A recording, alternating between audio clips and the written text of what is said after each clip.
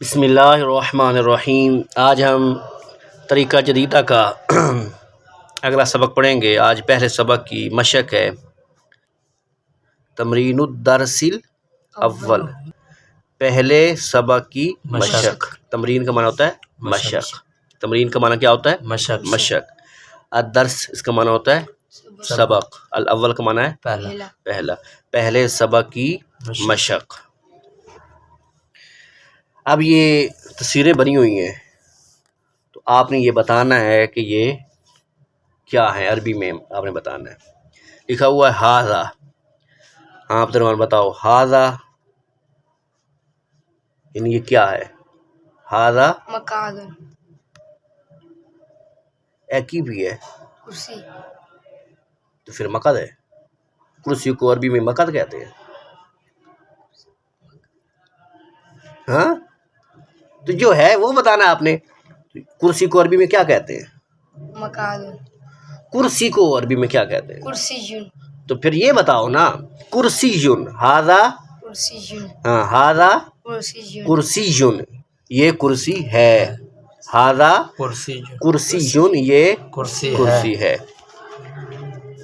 ہاذا مکتبن، یہ میز ہے۔ ہاں ہاذا مکتبن، یہ میز ہے، یعنی میز، مکتبن اس میز کو کہتے ہیں جس کے اوپر اشیاء یعنی چیزیں رکھی جاتی ہیں۔ تو ہاذا مکتبن، مکتبن، یہ میز ہے۔ ہاذا عبد الرحمن، اب یہ بینچ ہے۔ ہاں عربی میں بتاؤ، ہاذا ہاذا مقعد، ہاذا مقعد، یہ بینچ ہے جس کے اوپر بندہ بیٹھتا ہے، وہ میز۔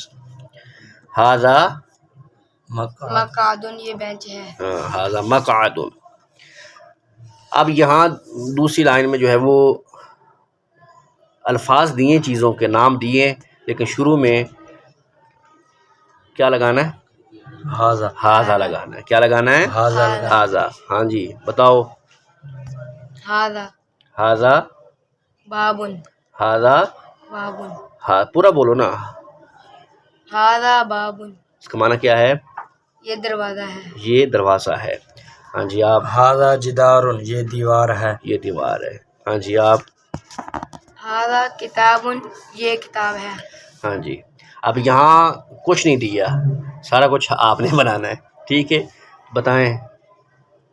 ہاذا قلمن، ہاذا یہ قلم ہے۔ ہاذا قلم، یہ قلم ہے۔ قلم ہے، پینسل ہے۔ ہاں جی، ہاذا ورقن، یہ ورق ہے۔ ہاں جی، ہاذا کرسیون، یہ کرسی ہے۔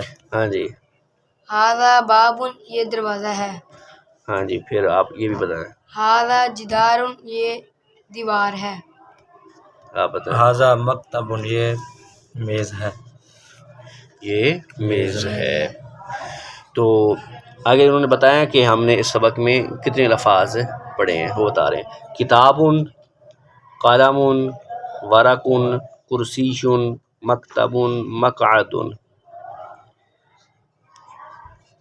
بابن، جدارن، ہاذا، کتنے ہو گئے؟ 9، ما ہاذا 10۔ تو بتا رہے ہیں کہ 10 کلمات، 10 کلمات۔ 10 کا معنی ہوتا ہے 10، 10 کا معنی ہوتا ہے 10 کلمات، کلمات، کلمہ کی جمع۔ تو 10 کلمات، 10 کلمات، یعنی اس بتا رہے کہ اس سبق میں ہم نے 10 کلمات کو سیکھا ہے۔